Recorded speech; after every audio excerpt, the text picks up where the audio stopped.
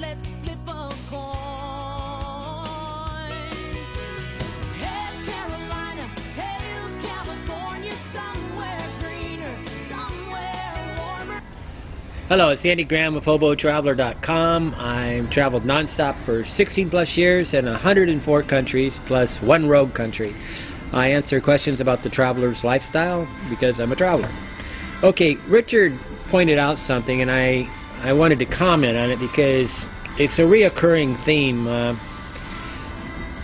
Richard says, I believe that you are doing a purest form of minimalism,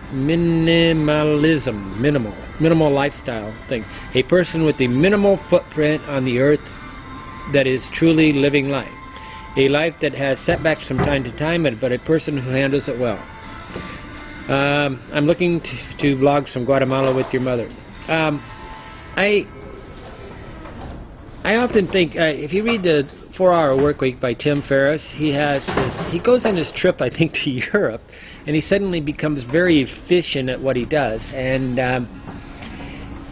you don't realize it sometimes, but everything that you have in your life is something that you have to watch. It has something that you have to track. It's something that you have to take care of.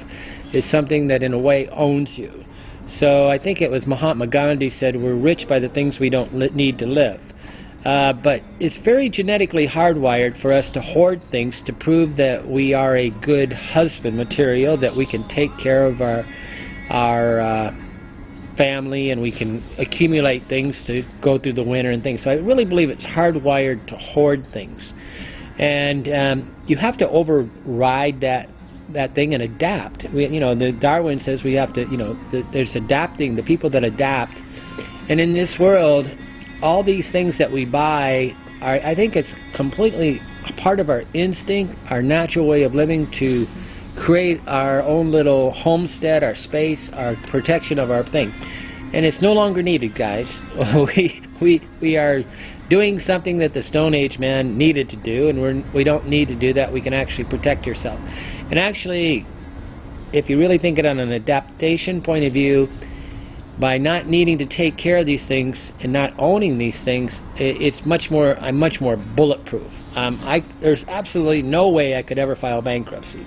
I mean, I don't have any debt, period. I live out of a backpack. My life is very good. I watch my movies, I read my books, I meet brand new people all the day, but my life is about people. And everybody says stop to smell the roses, and I want to say stop and talk to the person next to you, and have a conversation and listen to that person, because everybody's got a story. And I think this is, some of us want to go on this minimum lifestyle. It's a trendy word, and I don't understand it because I don't read all these things on minimalism and survivalism and all that stuff, but people start coining labels on me, and I don't care. It's fine, because call me anything you want, but don't call me late for supper.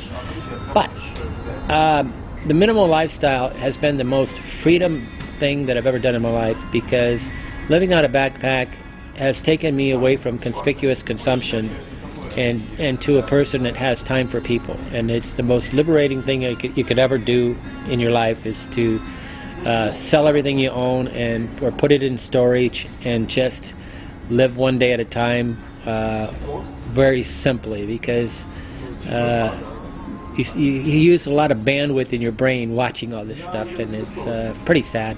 I'm going to enjoy my mother going to Guatemala, because I'm going to reduce the bandwidth in her brain to a level where she gets to talk to people, and that's one of my goals of taking her to Guatemala. My father died, and I hope she gets to reinvent herself in a new way, a new life, a new glimpse of the future. Okay, Andy Graham, Hobo Traveler in Kiev, Ukraine. hobotraveler.com. You can get on hobotraveler.com and subscribe to the travel blog, and we'll send an email to you most every day. I'm having trouble here in Kiev and these places getting these out as fast as I make videos.